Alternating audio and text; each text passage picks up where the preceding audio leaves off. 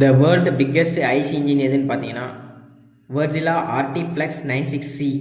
இந்த இன்ஜினோட ஹெச்பின்னு பார்த்தீங்கன்னா 1,07,390 ஹெச்பி. இந்த இன்ஜினோட நியூட்டன் மீட்டர் ஆஃப் டார்க்குன்னு பார்த்தீங்கன்னா 7.6 மில்லியன். இந்த இன்ஜினோட வெயிட் மட்டும் பார்த்தீங்கன்னா 2,300 டன்.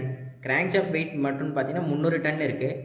இந்த இன்ஜினோட ஃபியூல் கன்சப்ஷன் பார்த்தீங்கன்னா ஒரு நாளைக்கு 250 டன்லேருந்து 300 டன் வரைக்கும் ஃபியூல் எடுத்துக்குது.